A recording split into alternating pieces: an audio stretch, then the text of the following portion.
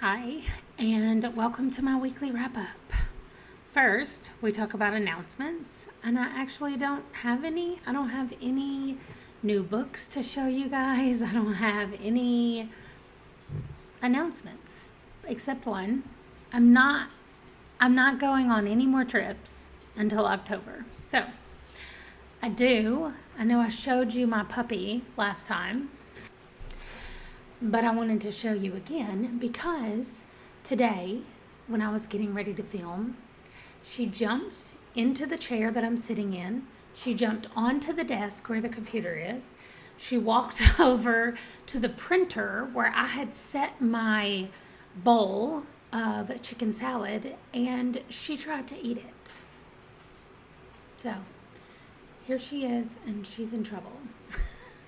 She's super cute though, but she's got to stop trying to get my food. And because I picked her up, now this one is wanting to get on the camera. Everybody sees you. You're super cute. Now, let's do what we came here to do. New subscribers. I'm going to scoot over. Let's scoot this way. Okay. New subscribers, I have Sir Booksage and Taylor Metcalf are my new subscribers. Thank you so much for subscribing. Now let's talk about the books I finished. This is going to be a really long list, and I'm going to go through them pretty quickly because I guess I do have an announcement. I am going to start doing more individual videos about individual books or series that I read in the future. I have a teenager who has decided now is a great time to cook in the kitchen. So I'm going to go through this quickly. For fantasy, I read 7 books. By the way, this is a 2 weeks wrap up, so I didn't read all these in just 1 week. But here we go. I read the whole First Law trilogy, which is The Blade Itself, Before They Are Hanged, and Last Argument of Kings by Joe Abercrombie. And I really liked them. I mean, this is really character heavy anyway in this series. So, I mean, of course I liked the characters. I am going to make a book. I'm going to make a video about these books that's going to be separate. So all I'm going to say is that I liked them. I'm ready to read more, and that's all. The next thing was In the Hand of the Goddess by Tamara Pierce. This is my second Alana book that I'm reading in my read through of all of Tamara Pierce's catalog. Then I read Throne of Glass by Sarah J. Maas. This also is from the 100 fantasy book countdown, the 100 best fantasy books of all time, according to Klaus.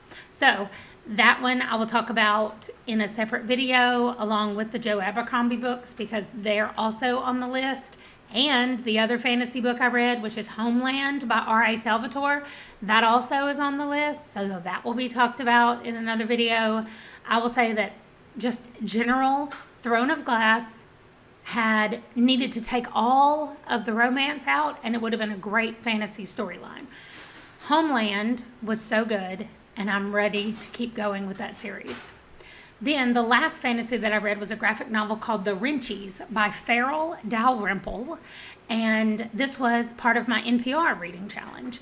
And it was, again, so confusing. I feel like when I read fantasy graphic novels, I'm just so confused about what's happening and what world we're in and where everybody is. And this one even more so because it had time travel, and it also had like, this thing really happened, but I made up these characters, but then I was able to give these other people superpowers. And anyway, it is super confusing.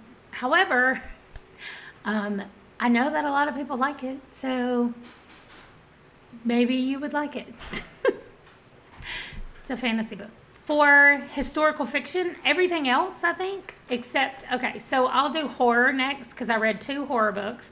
Y'all, I finished The Patience of a Dead Man, and I don't even have it here because I gave it to my friend to borrow because she wanted to read it after I told her about it. I loved it. I'm sorry that I put it off for so long. All of my friends were like, it's so good, I really like it.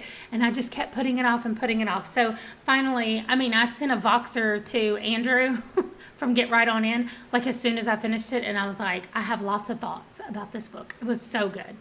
The other horror was Gris Grimley's Frankenstein by Gris Grimley.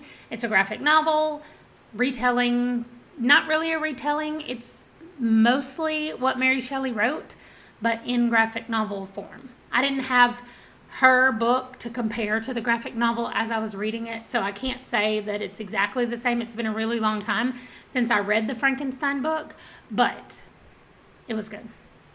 Okay, everything else, I only read one book per genre. Historical fiction, I read Finding Langston by Lisa Klein Ransom. This book was so good. It's a middle grade book. However, I find that I like a lot of historical fiction books that are middle grade. Like, I don't know why, but I feel like they can get to the heart of an issue so much easier in middle grade than when you do adult historical fiction. I guess I just feel like there's more angst and stuff that's added in that has to do with like relationships and stuff as they get older. I don't know why I like it better, but I do.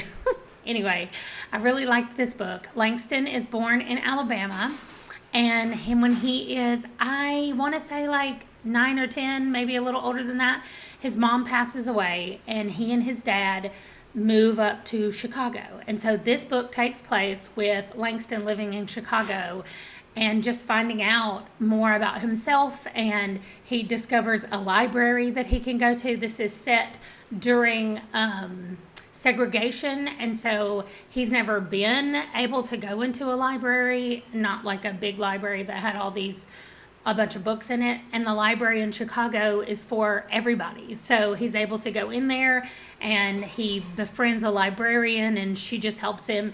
And in the midst of all that, he's dealing with bullies from school, and he's dealing with his dad not really being present because he's working all the time. And so anyway, it's a really good book. I really liked it. My one romance, if you saw my TBR, it's on there, and it is Delaney's Desert Chic by Brenda Jackson. This book I read, first of all, this book was on my list because somebody recommended that I read one of the Westmoreland sibling books further down the line, and I can't read a series like beginning with book 4 or 5, so I need to start at the beginning. And maybe that was a mistake with this book, because I think this might be like her first book. This is one of those old school Harlequins. It has a new cover, but I'll show you the Harlequin cover that it originally had.